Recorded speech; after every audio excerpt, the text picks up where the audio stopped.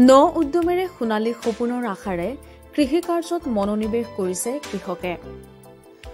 ৰ'দ বৰষুণক নেওচি মূৰৰ ঘাম মাটিত পেলাই অক্লান্ত পৰিশ্ৰম কৰি প্ৰতিজন কৃষকে বছৰটোৰ ভাত মুঠিৰ যোগাৰৰ বাবে কৃষি কাৰ্য কৰে। কেতিয়াবা কোনো সময়ত কৃষকৰ সপোন ভাঙি যোৱাৰো পৰিলক্ষিত হয়, কিয়নো অতি কষ্টৰে কৰা খেতিডৰাত বানপানী নতুবা অন্য জীৱ জন্তুৰ দ্বাৰা বিনষ্ট হয়। সকলোখিনি শেষতো প্ৰত্যেকজন চহা কৃষকে সেউজীয়া শস্য ডৰাৰ পৰা সোণোৱালী শস্যৰ পথাৰ ডৰালৈকে আশা কৰে। এইবাৰ নতুন চিন্তা আৰু নতুন কৌশলেৰে নুমলীগড়ৰ মৰংগী মৌজাত হাতী মানুহৰ সংখ্যাটোৰ বাবে চন পৰি ৰোৱা ভূমিত ৰোপণ কৰিছে কৃষকৰ সপোন।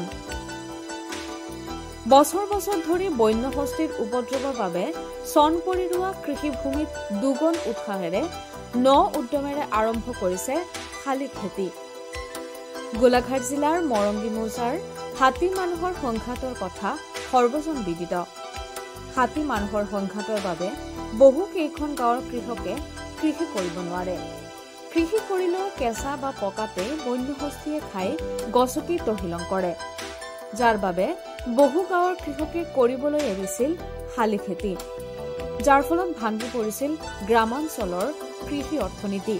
ফলত বৃহত্তৰ মৰংগী মৌজাত বছৰ বছৰ ধৰি চন পৰি ৰৈছে হাজাৰ হাজাৰ বিঘা কৃষিভূমি। কিন্তু এতিয়া নুমলীগড় শোধনাগাৰে ছলাৰ ফেন্সিং দিয়াৰ আশ্বাসত চন পৰি ৰোৱা ভূমি শস্য শ্যামলা কৰাৰ ৰচিছে সপোন। মৰংগীত ন উদ্যমেৰে আৰম্ভ কৰিছে শালি ধানৰ কৃষি। এইসকল কৃষকৰ আশা বছৰ বছৰ শূন্য হৈ ৰোৱা ভঁৰালটো ভৰিব এইবাৰে সোণগুটিৰে।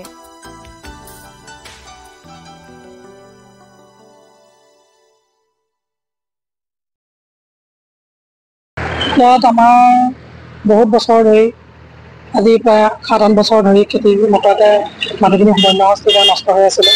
সেই খেতি পথাৰ আগবাঢ়িবলৈ আমি NRLৰ সহযোগিতাত মিণ্টু হেণ্ডিক্সৰ প্ৰচেষ্টাত আমি ন উদ্যমেৰে আগবাঢ়িছোঁ।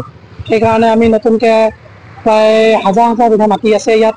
মই প্ৰায় 200-300-400 বিঘা ভিতৰত মাটি খেতি কৰিবলৈ মই আগবাঢ়ি আহিছোঁ। মই এতিয়ালৈকে প্ৰায় 30-40 বিঘা মাটি বৰ্তমানলৈকে মাটি ৰোৱা হ'ল।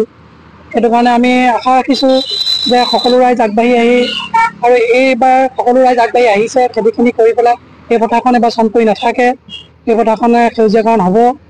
আৰু ইয়াত CM ছাৰৰ যিটো সপোন, হিমন্ত বিশ্ব শৰ্মা ছাৰৰ যিটো সপোন, সেই সপোনটো যাতে আমি বাস্তৱায়িত কৰিব পাৰোঁ, পথাৰ আমাৰ বজাৰ আমাৰ, সেইটো আমি আগবাঢ়ি আহিছোঁ আৰু সকলোখিনি আগবাঢ়ি আহিব বুলি আমি আশা ৰাখিছোঁ।